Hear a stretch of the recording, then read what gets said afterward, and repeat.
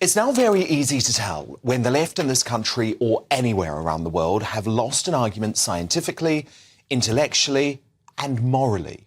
Rather than debate the issue at hand with any sense of logic, they instead launch ad hominem attacks at their critics using two words that convince me they have no facts at hand to deploy at all. Conspiracy theorist.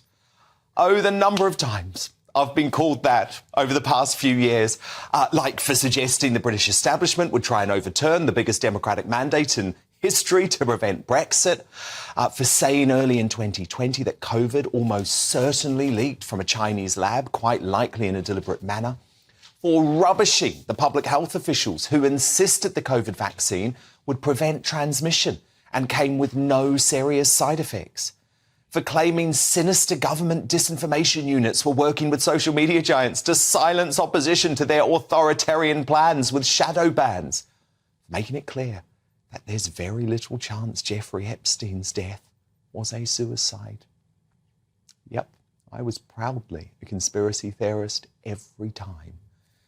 And now, according to London's failed Mayor Sadiq Khan, questioning his diabolical and disgusting ULEZ extension, which Angela Rayner has already admitted Labour will roll out across the country, that makes you one too. That's despite evidence it is actually his administration, especially his Deputy Mayor, Shirley Rodriguez, asking officials to swindle the science.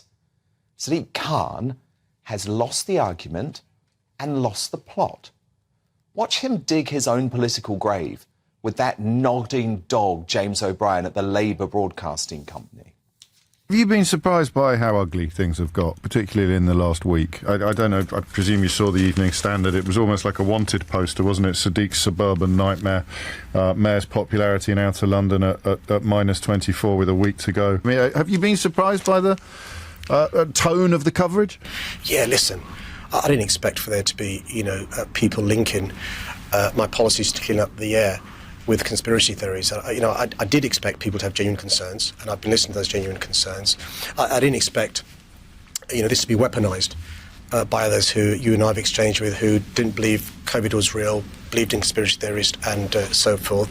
The challenge I have is to listen to, and I will always listen to Londoners. I will always try and address genuine concerns Londoners have, but I have been surprised how they've been latched onto by others.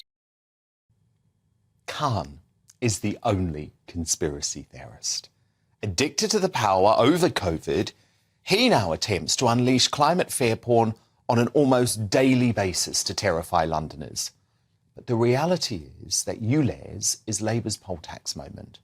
We know what the £12.50 a day tax is about. It's nothing to do with stopping smog or asthma. It's about forcing us out of our cars for good and making us poorer while doing absolutely nothing to tackle any genuine environmental concern. Call that a conspiracy theory again, because you just know we'll be proven right within months.